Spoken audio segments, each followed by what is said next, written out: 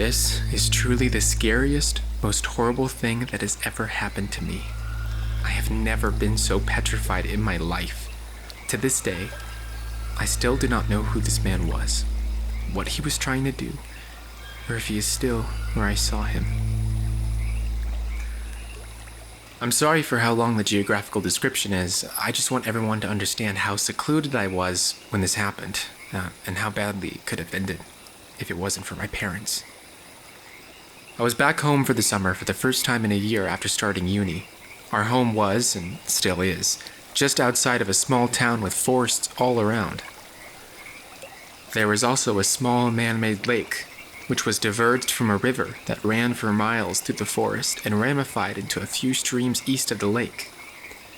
Near my home, there was a small grassy path that led to the river following a stream. It was a long walk, but one I used to go on often as a child. I knew the forest there well. I knew where I could cut through dense trees to meet the stream. The walk I would go on always led me off the path, which turned northwest slowly, so away from the stream. I then took a sharp turn to the west after a few miles' walk, at which point the stream was hidden quite deep into the forest. I continued to walk north and followed the stream through the forest to get to the river. Then follow the river west to get to the lake. It's easy to get lost in this forest because the terrain isn't just a slope down to the water. It goes up and down, and you end up completely surrounded by trees. I'd spent many days wandering around there alone or with my dad over the span of 18 years. Never saw anybody else in the forest, though. I went there twice that summer, both times alone. Well, alone-ish. The first time I left in the morning, I walked along the path away from the stream to the sharp bend, then cut back into the forest. I reached the stream after an hour or so, and as I was running my hands in the water, I heard a bell from far away, coming from the north. Something was making a bell ring fervently and periodically, which I found strange. I listened well. I wondered if it was a lost hunting dog and started moving towards the sound. Yeah, I know I'd be the first person to die in this sort of situation, but I was heading north anyway, so what the heck. I realized it couldn't have been an animal. I could tell the bell was too heavy for a caller because of how clear the sound was. I kept moving, and the bell was moving away from me, but it stopped completely after 5 minutes. The stream wasn't big enough or strong enough to carry a bell that could have been enclosed in a tin or something, and the river was too far still.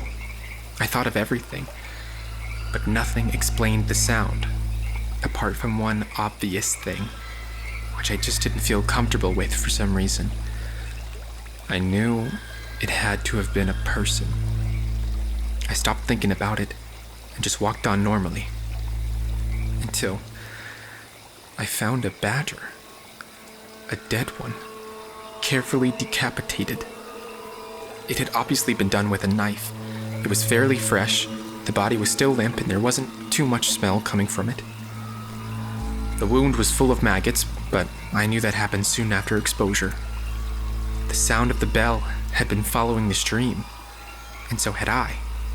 So the badger was put there, maybe killed there, at least decapitated while I was walking that way, I suppose. I don't know, really. Nothing else happened that day. 1 week later, I went back for the second time that summer, and the last time ever. I left home at around 6 p.m. I made it to the stream, then walked to the river in an hour, then decided to go back the way I came because it was getting late, and it was raining quite heavily. The sun set at around 9 p.m. I was walking as fast as I could. The sound of the rain in the trees was surreal and loud. I was somewhat trotting with my head down for a while through the clearest and most open parts of the forest when I bumped into something heavy. The smell was sickly. It was the decomposing body of the badger, with his head strung to his front paws. That area looked a bit like a ham because of the way it was tied, just swinging from a tree. Like a almost literal load of bollocks. It was this putrid bag of stench, wet and dripping green liquid. I started gagging. I had some sort of mucus-textured fluid in my hair. It was repulsive. At first, I just stared at it, slightly gobsmacked. Then I started fidgeting violently because I felt like I was drenched in its juices, but I was soaking from the rain, so my senses became confused. It felt like a bucket of ice-cold water had been thrown over me when I realized that I'd walked the same way to get to the river, so someone had strung up the body after I'd passed it on the way there. Someone knew I'd see it. So, was someone watching me and running around the forest? Were the faint sounds of branches breaking around me not animals? I looked around and started jogging. I was half running, half walking away from the stream, back towards the path for a while, when I heard the bell again. I proceeded to call my dad while running. I told him to meet me on the path where it sharply turns west, it was the closest part of the path to me, to go as fast as he could, and that someone was in the forest. I can't explain the feeling I had. It was like I just exploded out my intestines and stomach. I literally felt the hairs on my neck raise despite being soaked. It was dark. I jogged as fast as I could. I was panicking because the path was still a bit too far away, just too far to feel safe. It was still raining. Every single sound was muffled. I felt like everything was further away than ever before. The bell went on for way longer than the last time, on and off, and I felt like it was surrounding me at one point. The fear combined with my compromised hearing and the fact that I couldn't flipping breathe properly was making me slightly lose my sense of direction.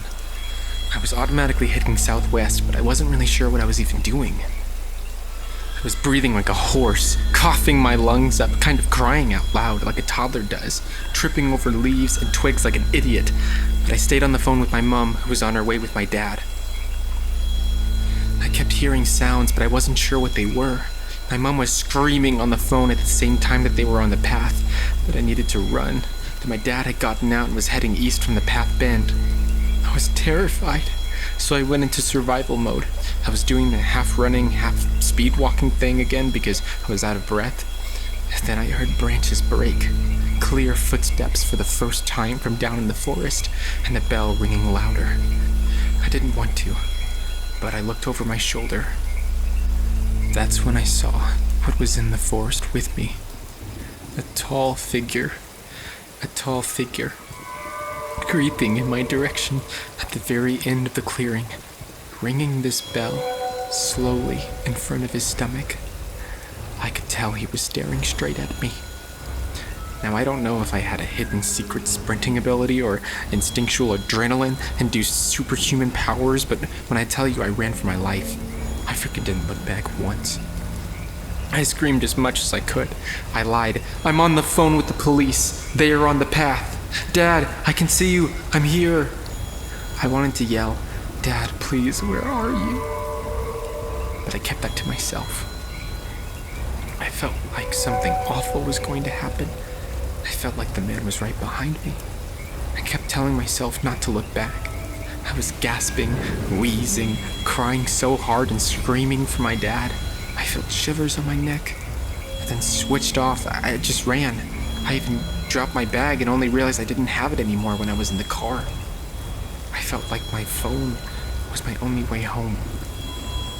Things no longer felt real. It was like my legs were moving by themselves.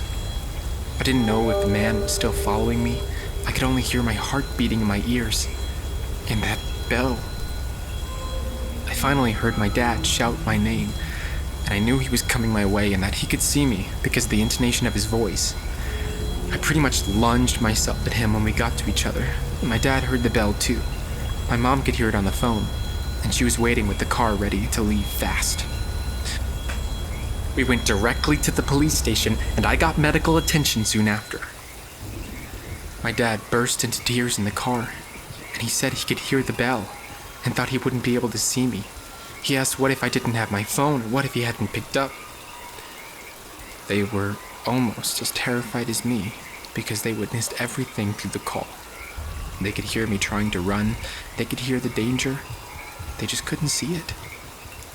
The police couldn't really do much.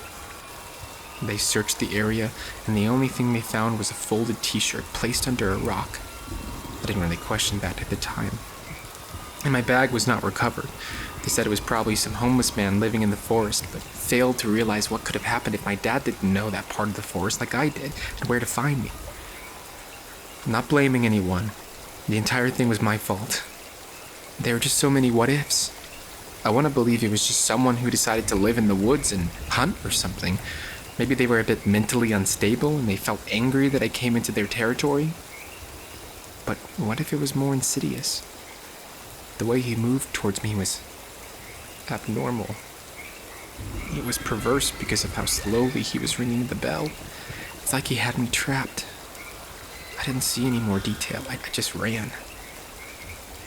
To this day, I can't bloody go anywhere where I'll be alone. And the sound of bells is a real problem. The smell of moss as well.